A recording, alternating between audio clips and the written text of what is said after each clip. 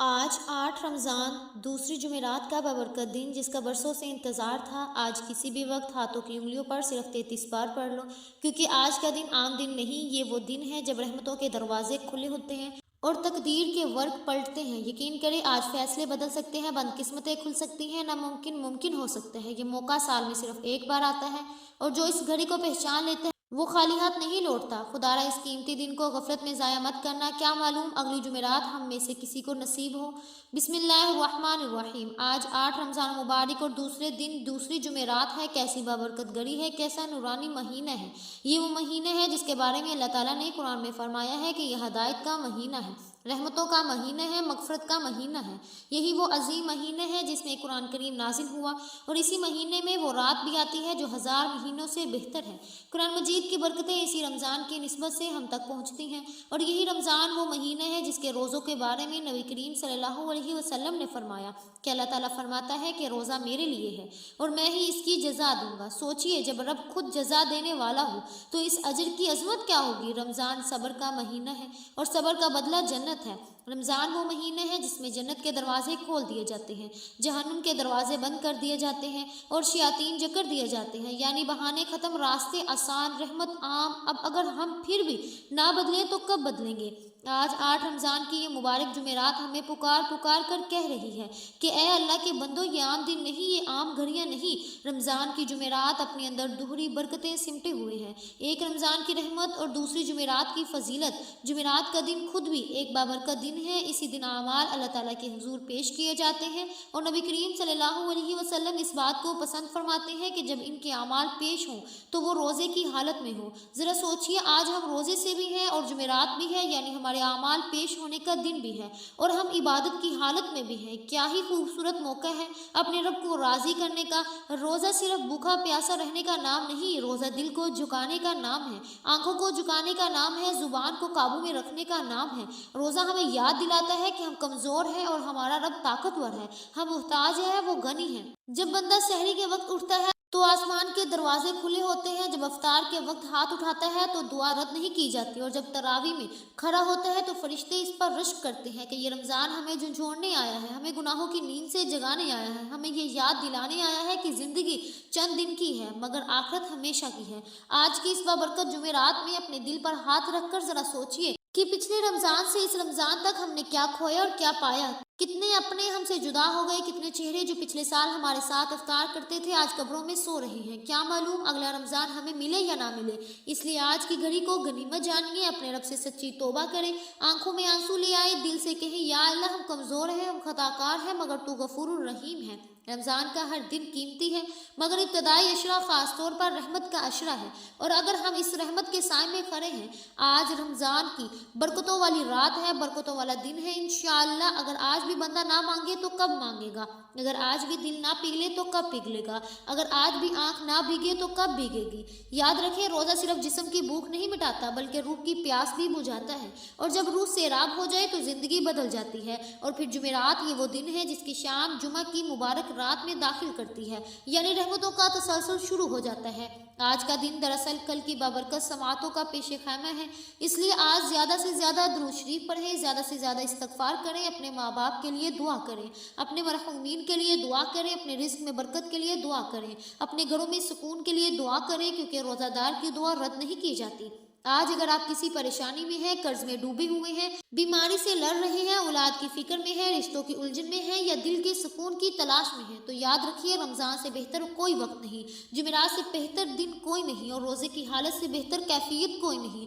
آج اپنے رب سے مانگ لیں، وہی رب جس نے آپ کو بغیر مانگے اتنا کچھ دیا، کیا وہ اب مانگنے پر نہیں دے گا؟ وہ تو 70 ماؤں سے زیادہ محبت کرنے والا ہے، وہ تو دلوں کے حال جانتا ہے، وہ تو آنسو گرنے سے پہلے سن لیتا ہے۔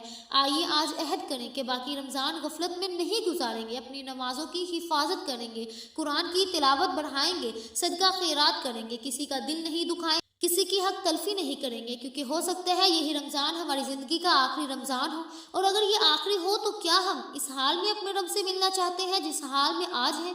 آج 8 رمضان مبارک دوسرے جمعرات کی اس بابرکت دن میں چند لمحے نکال کر اپنے رب کے حضور جھک جائیے، 2 رکعت نفل ادا کریں، دل سے توبہ کریں اور یقین کے ساتھ دعا کریں، کیونکہ رمضان کی رحمت دروازے کھول کھول کر آ رہی ہے۔ انشاءاللہ روزے دار کی قبولیت اور جمعرات کی فضیلت جب اکٹھی ہو جائے تو تقدیریں بدلنے میں دیر نہیں لگتی، بس شرط یہ ہے کہ دل سچا ہو، آنکھ نم ہو اور یقین کامل ہو۔ آپ چاہے پاکستان سے ہو، آپ بھارت سے ہیں، آپ سعودی عرب میں مقیم ہیں یا نیپال، بنگلہ دیش یا عمان میں رہتے ہیں، دنیا کے جس کونے سے بھی آپ کا تعلق ہے، جو ہی آپ کے ملک میں رمضان کی 8 تاریخ اور دوسری جمعرات کا بابرکت دن آ جائے، خدا را اس وظیفے کو ہرگز مت چھوڑیے گا، کیونکہ یہ وقت بار بار نصیب نہیں ہوتا۔ آپ چاہے تو نماز فجر کے بعد پڑھ لیں، چاہے تو ظہر کے بعد پڑھ لیں، عصر کے بعد، مغرب کے بعد یا عشاء کے بعد، ہر نماز کے بعد یہ وظیفہ پڑھ سکتے ہیں۔ اصل چیز وقت نہیں، اصل چیز دل کی حاضری اور یقین کی طاقت ہے۔ آئیے اب جان لیتے ہیں کہ یہ وظیفہ کیسے پڑھنے ہیں، کتنی بار پڑھنے ہیں، مگر اس سے پہلے اگر آپ اس چینل پر نئے ہیں تو اسے ضرور سبسکرائب کر لیں تاکہ ایسے روح پرور اعمال آپ تک مسلسل پہنچتے رہیں۔ اب عمل کیا ہے؟ آج رمضان کی 8 تاریخ دوسری جمعرات کا بابرکت دن ہے۔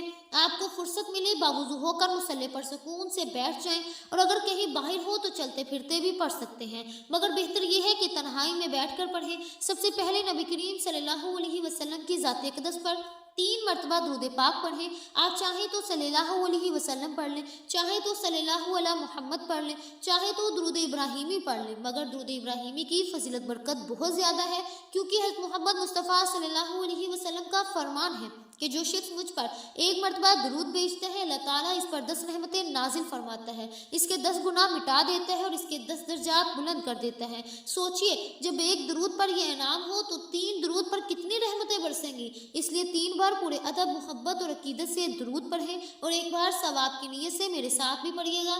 اللہم صلی علی محمد وعلی آل محمد کما صلیت علی ابراہیم وعلی آل ابراہیم انک حمید مجید۔ اللہم بارک علی محمد وعلی آل محمد کما بارکت علی ابراہیم وعلی آل ابراہیم انک حمید مجید۔ 3 بار درود پاک پڑھنے کے فوراً بعد اپنے مقصد کی نیت کریں، کیونکہ ہر انسان کی حاجت الگ ہے۔ کوئی کرائے کے گھر سے نجات چاہتا ہے اور اپنا ذاتی مکان خریدنا چاہتا ہے، کوئی پسند کی نوکری کا طلبگار ہے، کوئی پسند کی شادی کا خواہش مند ہے، کوئی کاروبار میں ترقی اور عزت چاہتا ہے۔ آج آپ کا دن مانگنے کا ہے، آج جو مانگنے ہیں کھل کر مانگ لیں۔ یقین کریں اگر میرے اختیار میں ہوتا تو میں آپ میں سے ہر ایک کو بازو سے پکڑ کر مصلی پر بٹھا دیتی اور کہتی کہ آج یہ وظیفہ ہر حال میں پڑھ لو۔ نیت کرتے ساتھ ہی 1 بار اعوذ باللہ من الشیطان الرجیم بسم اللہ الرحمن الرحیم پڑھ کر وظیفے کا آغاز کرنا ہے، اور پھر اپنے دل کو اس کیفیت میں لے آئیں کہ جیسے دنیا سے کٹ چکے ہیں۔ آپ روضہ رسول کی جالیوں کے قریب ادب سے بیٹھے ہیں، آنکھوں میں آنسو ہیں، ہاتھ پھیلائے ہوئے ہیں اور لبوں پر دعا ہے۔ اس کیفیت، اس یقین اور اسی محبت کے ساتھ یہ وظیفہ پڑھیں۔ یہ لمحہ بار بار نہیں آتا، یہ لمحہ آپ کی زندگی کا رخ بدل سکتا ہے، اور سب سے پہلے نمبر پر جو وظیفہ آپ نے پڑھنا ہے وہ اللہ تعالیٰ کے صفاتی نام کا وظیفہ ہے۔ وہ اسماء مبارک ہے جو دلوں کو زندہ کر دے، بجھی ہوئی امیدوں میں روشنی بھر دے، ٹوٹی ہوئی ہمت کو سہارا دے دے۔ یا حیو یا قیوم یعنی ہمیشہ زندہ رہنے والا جسے کبھی زوال نہ ہو، اور یا قیوم یعنی سب کو تھامنے والا، سب کو سنبھالنے والا، کائنات کے ایک ایک ذرے کو قائم رکھنے والا۔ جب بندہ ان ناموں کو پکارتا ہے تو گویا وہ اپنی کمزوری کا اقرار اور رب کی قدرت کا اعلان کرتا ہے۔ اہل علم فرماتے ہیں کہ یہ ایسا اسم اعظم ہے کہ پڑھنے والے کو مستجابات دعوات بنا دیتا ہے، مانگنے والے کو بانٹنے والا بنا دیتا ہے، تقدیر کے بند تالے کھول دیتا ہے، نصیب کے دروازے کھول دیتا ہے۔ اب توجہ کیجیے گا آپ نے کیسے پڑھنا ہے، کتنی بار پڑھنا ہے۔ یا حیو یا قیوم 1 بار ہو گیا، یا حیو یا قیوم 2 بار ہو گیا، یا حیو یا قیوم 3 بار ہو گیا۔ اس طرح سے آپ ہاتھوں کی انگلیوں پر پڑھ لیں یا تسبیح کے دانوں پر پڑھ لیں۔ آپ نے صرف 11 بار پڑھنا ہے، نہ جلدی کرنی ہے نہ ادھر ادھر دھیان دینا ہے۔ 11 بار پڑھتے دوران آپ نے کسی سے بات نہیں کرنی اور نہ ہی کوئی آپ سے بات کرے۔ یہ لمحے آپ کے درمیان رازدارانہ ملاقات کی ہوں گے۔ اور سن لیجیے ایک خاص بات، اگر آپ ان 11 مرتبہ کے دوران اپنے دل میں 11,000 حاجات کی نیت لے آئیں، 11 بڑے مقاصد سامنے رکھ لیں، وہ مقاصد جو آپ کو ناممکن دکھائی دیتے ہیں، وہ خواہش جو برسوں سے پوری نہیں ہوئی، انشاءاللہ دعا مانگے ضرور پوری ہو جائے گی۔ آپ نے یا حیو یا قیوم کو پڑھنا ہے، ان ناممکن کو ممکن بنا سکتا ہے۔ 11 बार की ये पुकार आपकी 11 की 11 हाजतों में कामयाबी का जरिया बन सकती है, क्योंकि जब जिंदा और कायम रब को पुकारा जाता है तो मुर्दा किस्मतें भी जिंदा हो जाती हैं और बंद दरवाजे खुद ब खुद खुलने लगते हैं। पहले नंबर पर 11 बार या हय्यू या कय्यूम पढ़ने के बाद अब दूसरे नंबर पर आपने जो वजीफा पढ़ना है वो एक अजीम कुरानी सूरत का वजीफा है, जो सबसे छोटी सूरत है मगर बरकत में समंदर से भी गहरी है। अब आपने दूसरे नंबर पर सूरह कौसर को पढ़ना है, वो सूरज जिसमें रब करीम ने अपने महबूब को खैर कसीर की खुशखबरी अता फरमाई। यकीन के साथ पढ़े, इसकी जिंदगी में जो भी होगा इंशाअल्लाह पूरा हो जाएगा। आज 8 रमजान दूसरी जुमेरात के दिन अगर कोई बंदा इंशाअल्लाह सूरह इखलास के साथ सूरह कौसर पढ़ ले और इसकी बरकत से इसकी आने वाली नस्लों के रिज्क का इहतमाम हो जाएगा, घर के हालात संवर जाएंगे, बेसुकूनी और बेबरकती खत्म हो जाएगी। अहले इल्म फरमाते हैं कि बड़ा महरूम है वो शख्स जो ऐसे बाबरकत दिन पर यह अमल छोड़ दे, क्योंकि इस खास दिन इस वजीफे की तौफीक भी इसी को मिलती है जिसके लिए रब ने आसानियाँ, रिस्क में कुशादगी और कारोबार में अरूज लिख दिया हो। आइए पहले मोहब्बत और अदब के साथ इस सूरत की तिलावत सुन लीजिए। बिस्मिल्लाहिर्रहमानिर्रहीम। इन्ना आक़ीनकल कौसर फसल्लि लिरब्बिका वन्हर इन्ना शानियक हुवल अब्तर। मोहतरम नाज़रीन करम, आप इस सूरत को हाथों की उंगलियों पर पढ़ लें या तस्बीह के दानों पर पढ़ लें। आपने सिर्फ 33 बार पढ़ना है, न कम न ज्यादा। आपने ये 33 बार की तिलावत ऐसे पढ़े जैसे हर आयत आपकी तकदीर पर लिखी जा रही हो, जैसे हर लफ्ज रिज़्क के दरवाजे खोल रहा हो, जैसे हर तकरार गुर्बत और तंगदस्ती को आपके घर से निकाल रहा हो। मोहतरम नाज़रीन कराम, यकीन मानिए जब बंदा इखलास के साथ 33 बार सूरह कौसर पढ़ लेता है तो अल्लाह ताला इस पर खैर कसीर के दरवाजे खोल देता है, रिस्क में बरकत डाल देता है, रुकावटें हटा देता है, परेशानियां दूर कर देता है और शर्फ कबूलियत अता फरमा देता है। बस शर्त यह है कि दिल हाजिर हो, यकीन कामिल हो और उम्मीद रब से जुड़ी हो। जब आप दूसरे नंबर पर सूरह कौसर को 33 बार पढ़ लें तो अब आखिरी नंबर पर तीसरे और आखिरी वजीफा जो आपने पढ़ना है, ये वजीफा है जिसके बगैर सारा वजीफा अधूरा रह जाता है। ये वो कड़ी है जो पहले दिनों अमाल को कबूलियत से जोड़ देती है। अब आपने आजिज़ी, मोहब्बत और आंसुओं के साथ रब करीम से इल्तिजा करनी है, अल्लाह ताला को राज़ी करना है और इसके महबूब को राज़ी करना है। और इसके लिए आपने या अल्लाह या मोहम्मद को पढ़ना है। या अल्लाह रब का ज़ाती नाम है, वो नाम जिसमें पूरी कायनात की पुकार सिमट आती है। या मोहम्मद इस हस्ती मुबारक का नाम जिसके सदके हमें ईमान मिला, कुरान मिला, सजदे मिले। जब बंदा अल्लाह ताला और इसके महबूब के नाम को मोहब्बत से पुकारता है तो ज़िंदगी की गिरहें खुलने लगती हैं, दिल का बोझ हल्का होने लगता है, बेसुकूनी खत्म हो जाती है, जैसे अंधेरा सूरज निकलने पर खत्म हो जाता है। मियाँ बीवी के दिलों में मोहब्बत लौट आती है, रिश्तों की बंद गलियां खुलने लगती हैं। अगर आप चाहते हैं कि तकदीर के बंद ताले खुल जाएं, जो काम बनते बनते रुक जाते हैं वो मुकम्मल हो जाएं, जो रिश्ते होते होते रह जाते हैं वो तय हो जाएं, जो कामयाबी हाथ में आकर फिसल जाती है वो हमेशा के लिए नसीब हो जाए, तो आज 8 रमज़ान दूसरी जुमेरात के दिन यह आखिरी वजीफा पूरे यकीन के साथ पढ़िए। आपने कैसे पढ़ना है, कितनी बार पढ़ना है, तवज्जो कीजिएगा। या अल्लाह या मोहम्मद 1 बार हो गया, या अल्लाह या मोहम्मद 2 बार हो गया, या अल्लाह या मोहम्मद 3 बार हो गया।